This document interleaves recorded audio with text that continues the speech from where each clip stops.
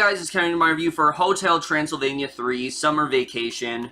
And what Hotel Transylvania 3 Summer Vacation is essentially about is basically we center back on the character of Dracula, and he's a little more lonely in this movie. You know, Mavis and Johnny, they're devoting a lot of time to Dennis, so Mavis does not have as much time for Dracula, and Dracula, he really wants to zing with someone. You know, he wants to find he wants to find a romantic partner. He's been trying to find one for a while now. He's convinced he's not going to be able to, and Mavis, thinking that he needs some time off, decides to take all of them on this cruise, basically. So now they're on this cruise ship, where he actually does finally end up zinging with, this woman named Erica. Unfortunately, unbeknownst to him, she happens to be the daughter of his arch nemesis Van Helsing. So basically, the rest of the film is him trying to, you know, make things right with her, seeing if this actually is the perfect, you know, if this is the woman for him, and also him subsequently, you know, starting to realize, you know, who she really is, and that's all I'm gonna say.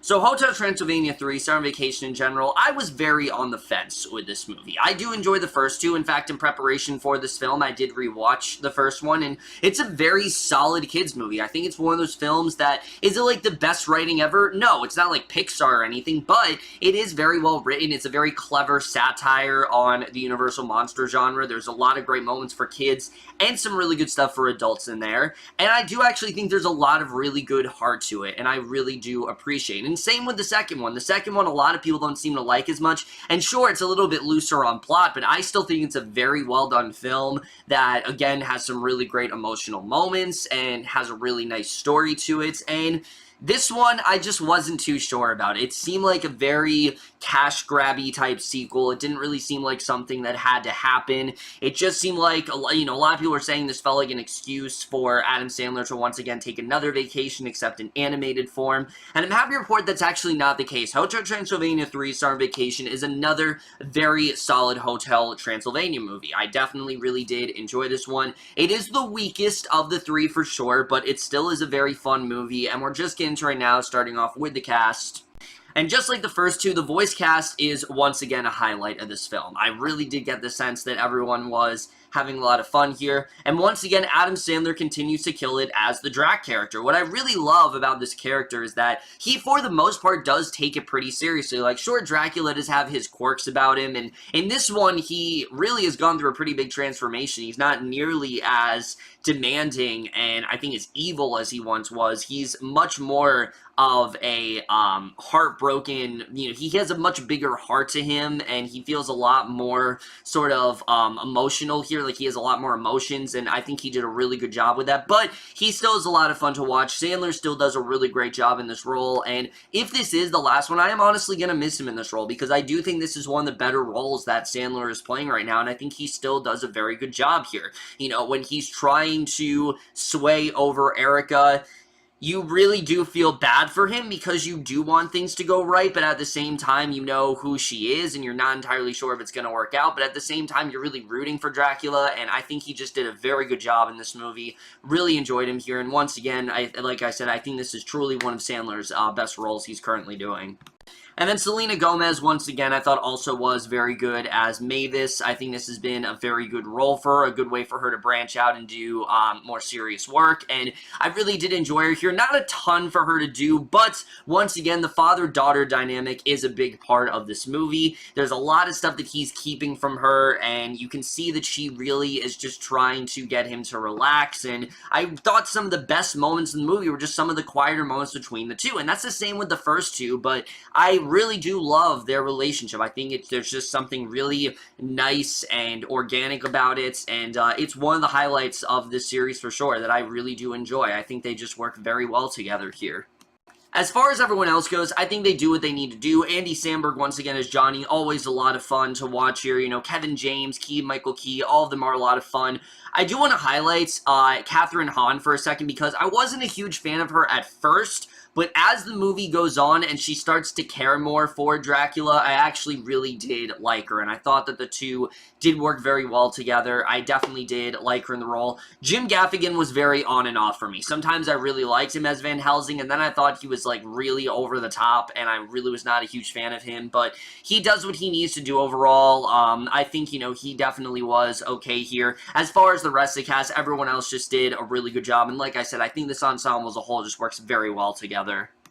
But now let's get to the directing and the writing, because once again, this is directed by Genndy Tartakovsky, who's similar to the first two, and he really does do a great job with this film. What I love about these movies is they just have a very nice, chill, go-with-the-flow attitude, and they're not trying to be these big, bombastic films, and this one really isn't either. It knows that it's a very low-key animated movie, and I think it works very well as that. I think the comedy is still very much there. I was laughing a lot in this movie. There was rarely a point where I really wasn't laughing in this film, and I thought that the jokes were very consistent, but I also thought that the emotion was definitely there as well. I was worried that this film was just going to be a joke after joke movie, as I've heard, and it's really not. Like, there definitely are a lot of jokes in there, and there's a lot more ridiculous humor in this one for sure, but there is still a lot of heart as well. There's a really good, you know, balance, and it's just like the first two films had, and I think that's something that, again,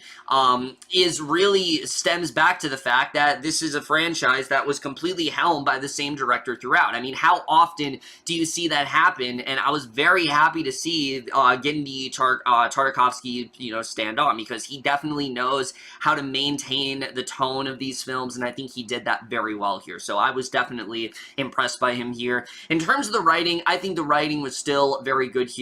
And what I really do like about this movie is that they do actually give you a reason for him to go on the ship. Like I said, it's not just because, oh, we want to take a vacation.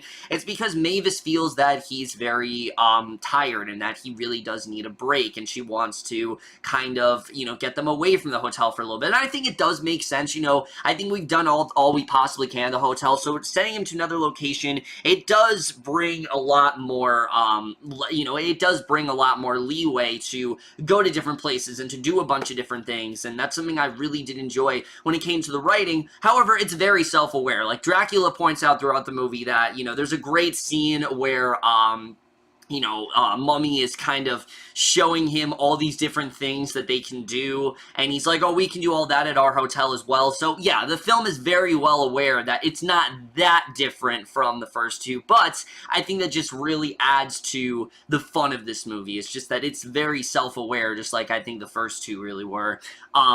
But something else I think the film does very well, like I said, is in fact the story. I really do like this story of getting more into him being zinged, and how most monsters, they only zing once and they don't zing again. However, Dracula, he's zinging again, and he doesn't really know if that's actually possible, and is he really willing to fall in love with someone unbeknownst to Mavis. You can see that he's very you know, he's very wary about actually pursuing this and doing this, you know, against Mavis's wishes, because he doesn't want to make her upset. I will say, I did think it was a little bit annoying that at first he is kind of keeping this from her. However, considering how she did end up reacting when she eventually finds out, because trust me, you know she's gonna find out, I did think that it did in fact make sense. Like, at first, I really did not understand why you keeping this from her, like, why'd you really need to do that? But as the film went on, I think it started to make more sense, and I definitely did enjoy where they ended up going with it. And while I do think this is the weakest of the Hotel Transylvania films, it actually does do some things better than the other ones did. For example, my biggest problem with this entire series is that while I do enjoy all these characters, I don't really feel like I know a lot of them that well. Like, really, it's very focused on Dracula, Johnny, and Mavis, and everyone else kind of is second banana. Not really the case with this one. Pretty much everyone does have something to do, and I'm not saying it's, like, incredibly deep or anything, but, like, we'll have a really good storyline with, like, the werewolves, for example, and how constantly they have their kids on them, and they're given a chance to take these kids to, like, a daycare, and basically they're free to do whatever they want, and just stuff like that I really did enjoy seeing. I like that they attempted to give these characters just a little bit more to do than they had in the first two. There's still some that get kind of sidelined sideline. Like, Dracula's dad, for example, not really that prominent of a character in this movie. Johnny is especially sideline, which I was very surprised about. Thankfully, they make up for that in the third act, but he really does not have a lot to do in, like, the first 2 acts of this movie, and, I thought he honestly was kind of underused, but I will say I think they did make use of the ensemble a little bit better than they have in the first 2 films, and that is something I will give this movie overall. I think they did a really good job with that here. However, my main problem with this movie does have to do with the villains, because sure, the first 2, Dracula and, like, the humans were essentially the villains, but this one does actually have a legit antagonist, and that's Van Helsing. And look, again, Jim Gaffigan is trying in this role, but I just was not a huge fan of this character. Every time we cut back to him, I honestly was kind of taken out of the movie, because they have this gag where he's, like, old and he's, like, turned into a machine or whatever, and it gets stale very quickly, and I'm not saying that you couldn't have him in this movie. Like, you needed a villain in this film. I just didn't feel he was that powerful of a force, and I just didn't really, care that much about his character, to be honest. And the thing that him and Erica are going after, it's just really lame. It's like this thing he wants to make to, like, wipe out all the monsters of the universe, and it just did not feel that strong to me. And as far as the Erica character goes, like I said, I really was not a huge fan of her at first. I thought, oh, she's just here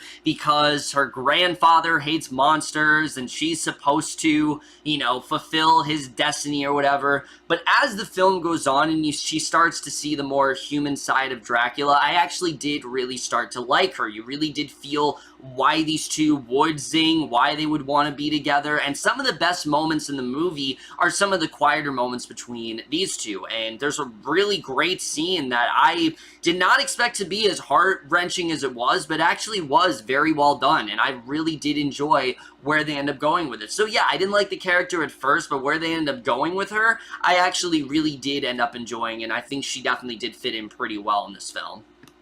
I will admit, there are a couple jokes here and there that didn't really land for me. Like, you guys saw in the trailer, the whole thing with the guacamole, and how it doesn't, you know, hurt them, and instead just makes them very gassy, and yeah, that does get old kind of fast. It's this one gag that I think they spend a little bit too much time on. There are a few jokes here and there with Blobby that I wasn't a huge fan of, but for the most part, I was laughing throughout. I definitely did enjoy a lot of the humor.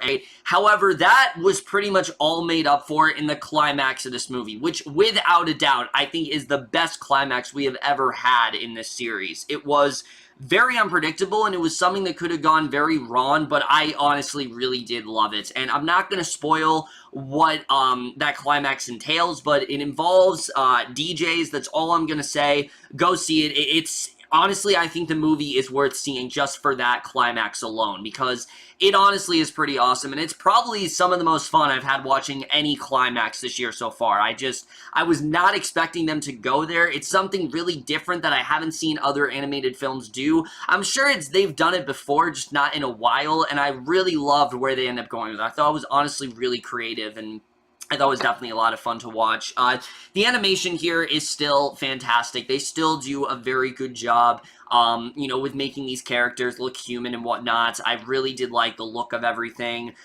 There's this one monster called the Kraken that they come upon, and the design for that monster I thought was just awesome. I really love the way that monster looked. It's this big monster that you think is going to, like, decimate them, but instead it's like it loves singing, like, you know, Las Vegas swing tunes and, like, swinging jazz music, and I really did enjoy that overall, and I thought it was a really nice take on what they could have done. And the score, you know, the score is whatever. It does what it needs to do for the most part. And the editing, I thought this film was very well paced. It really did fly by quite fast for me. It's definitely the most fast paced of any of these films, and I think out of all of them, this is, you know, if you're into this movie, it's probably going to go the fastest for sure. I'm not saying it's the best or anything, but I do think that overall, it did actually flow pretty well with the pacing. Also, I will say, something that they did actually do pretty well is they do actually tie in that puppy short. If you guys saw the short Puppy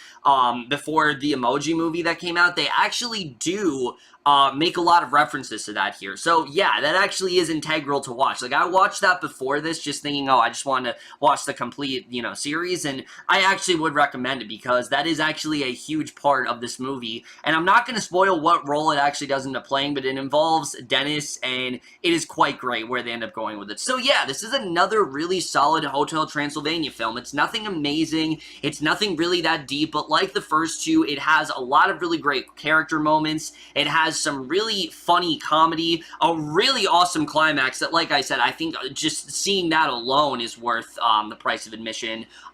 Just a really great story, and actually does conclude the Hotel Transylvania series in a pretty great way. Like, I really did not see the point of this movie from trailers, but after watching the film, yeah, I actually do think it was necessary. The way things do wrap up, it does very much feel like the end. It feels like we've gotten as much mileage out of all these characters as we possibly can, and the ending I thought was honestly really great. I really did love the way this movie did end. I thought it was a very solid conclusion overall to an overall very solid series, and definitely, like I said, it is the weakest of the few for sure, just because of the villain, and it's a little bit more low stakes and things like that, but it does actually end up using the characters and the setting a little bit better than I think some of the other entries have, but I still very much did enjoy this one a lot. I had a lot of fun with Hotel Transylvania 3, and I am going to give Hotel Transylvania 3 Summer Vacation the same exact grade I've given the first two, which is a B. But over, guys, to my review of Hotel Transylvania 3 Summer Vacation. Let me know what you guys thought of this one overall. Love your thoughts, and it definitely did enjoy this one a lot. That's it for this video. Hope you guys enjoyed. See you guys in my next video, and we'll see you guys for that. Okay, bye.